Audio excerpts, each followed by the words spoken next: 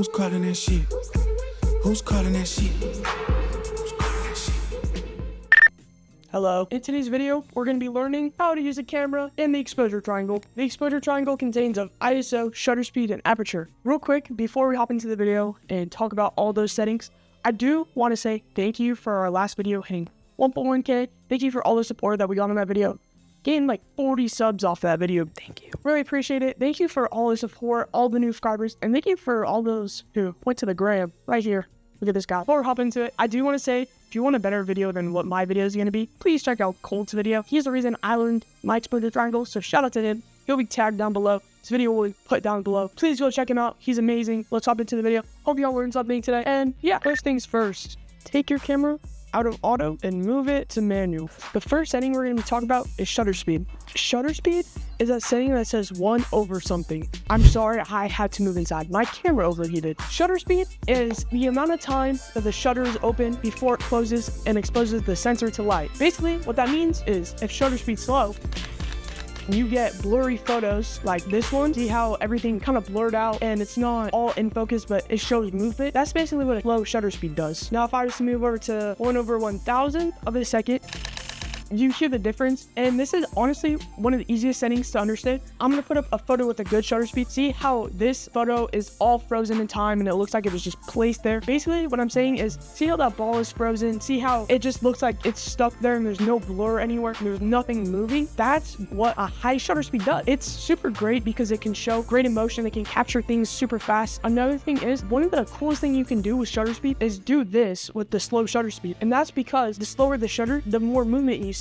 So if you're doing sports and stuff, say with the lacrosse stick, you see how he's whipping it and it's just blurry? That can just kind of show really cool movement and just how fast they're actually moving. If you could see by my handy dandy chart that I've showed, everything on this side is motion blur, but can show cool effects. You would have to shoot with a tripod or something to stabilize your photo so you don't have any blur when you're doing it. 1 over 60th and above can shoot handheld. Woo! That's what we're talking about. We need that. For most photographers, 1 over 60th, 1 over 125 is their go-to setting. But someone like me who's a sports photographer, we go more towards the 1 over 1000 area so we can freeze all that motion. If you're a car photographer or do rollers while you're driving down the highway taking photos, 1 over 240th of a second is pretty good for that, or 1 over 60th if you want to show motion blur, which is something I've learned. Also, if you shoot 1 over 60th for cars drive, you can get a photo like this one. This is actually my grandpa racing. He's a pretty cool dude. Next is aperture. Aperture is the amount of light that your lens lets in to hit your sensor. All lenses have something called aperture blades. Aperture blades are the things that open. The wider they go is the lower the f-stop number. So anyways, here's how I can explain it though. Although all lenses have aperture blades, that doesn't mean you could always have the widest aperture. Lenses like this one are f4.5 to f6 point whatever, and some lenses are prime lenses with f-stops of f1.2. There's lenses that are just super high because they're super long focal lengths. All lenses have this thing called an f-stop. An f-stop is that number that says f1 or f whatever. That's just saying the stop of light that your lens is opening to. And the wider the hole opens, the more light that gets in and put to your sensor. Less light you have, the smaller the hole in the aperture blades and the less light that can be let into the lens. Aperture blades are something that open and close, and all lenses have them, and it just makes it so that your lens can open and close freely and just make it so the hole in your lens opens and closes, and that's basically what makes aperture aperture. So yeah, I'm gonna show you the diagram that I worked on. Okay, this is how it works. On this side of the scale, you have the lower f-stop number, which means the lens is going to be open wider and allow in more light. And moving to this point, they're still wide open, but it's not as wide as these numbers over here. And then if we move to the opposite side of the spectrum, these are wide open and there's basically like the hole is like that big, so you don't let in that much light. Most of the time when you have a f-stop like this, you have your shutter speed at like 2 seconds or something like that, for either astro or landscape photography. And now let's talk about the types of photos you would probably take with these apertures. f1.2 to f1.8 is portraits and cars and sports.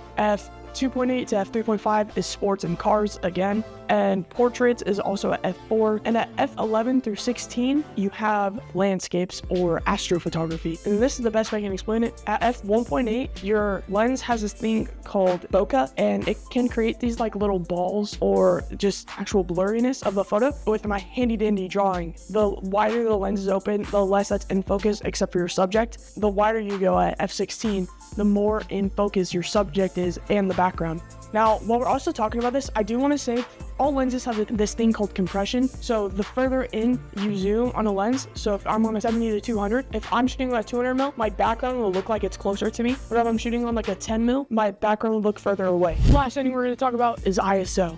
What is ISO? ISO is the sensor's intake of light. And this is kind of known as fake lighting. ISO is the last thing you want to touch on your exposure triangle, because if you push it too high or you push it too low, your exposure really gets messed up. And it's generally the last setting I want to touch when I'm shooting, which makes this the most important, because if you don't have a proper ISO, then your entire image can go from something beautiful like this photo and turn it into something like this photo with tons of grainy and grungy look. So just keep that in mind when you're taking photos. Let's move to the handy dandy chart. Let's look at the chart. As you can see, ISO 100 to 400 are the proper ISOs for outside during daytime. Once you get to 800 is mostly for indoor or for cloudy days like this one, depending on the time. After 800, you will start seeing noise. Noise is a digital product of raising your ISO, and it's trying to put in that fake light that we were just talking about. It gets you up to what you need to be, but it still adds noise. 2000 ISO is usually what you use for nighttime photography or sports photography like I do. 3000 ISO and above, you basically can't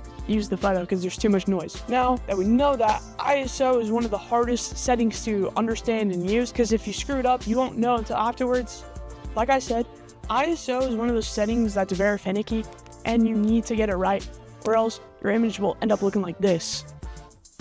If you do it properly and have all your settings down, your exposure proper, you'll get a photo like this one. And this is really great. Now, because ISO is a fake light source or a fake intake of light, basically nighttime photography is really hard to do, because if you're overexposed or it's too dark, you get grain in your image and it just doesn't look great. One of the things you can do is, if you're using for like a Lightroom, there's a denoise button, and that is going to be your best friend. If you don't use an editing software and you just post your photos normal, then it's going to be kind of challenging to do that if you shoot at nighttime, and that's just something you might want to keep in mind. Let's see this little graph right here. This is your exposure meter. You see that 0? The 0 is where you want your exposure. So right now I'm overexposed. So what I'm going to do is I'm going to raise our shutter speed, going to change all of our settings. Now we have a proper exposure that's zeroed out. This is one of your best friends when it comes to photography, and this is the best thing you can use for exposing your images properly. That's the exposure triangle. Way to go, guys. Way to go. You've officially learned how to use a camera and all the settings and what they mean. Let's talk about some extra facts. First thing I want to talk about is white balance. White balance is this thing where it can make something look really cool or really warm. It's on the Kelvin scale. It's just kind of complicated, so I leave it in auto white balance, so you don't really ever have to worry about it, because it's a pain in the butt to change every single time. So don't worry about that setting. Just leave it in auto. Just thought I'd mention it.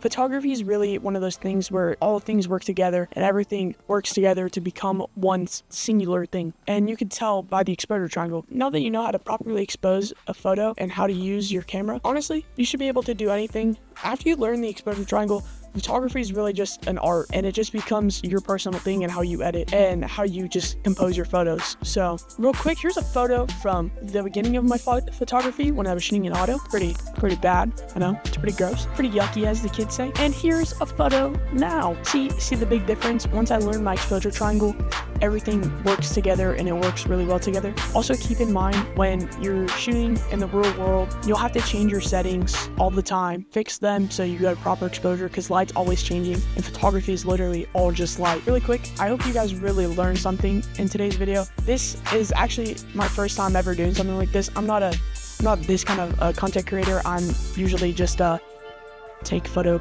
show the photo, brag about the photo. But since I'm a beginner photographer, if this didn't make sense to you, please go check out Cold's video. Also, real quick, thank you for all the support one more time. This is 4 days worth of footage, and I really put my back and elbow grease into this one. So please make sure to please just throw it a like or something like that. And go check out the Instagram. Thank you. Hope to see you all in the next video. Goodbye.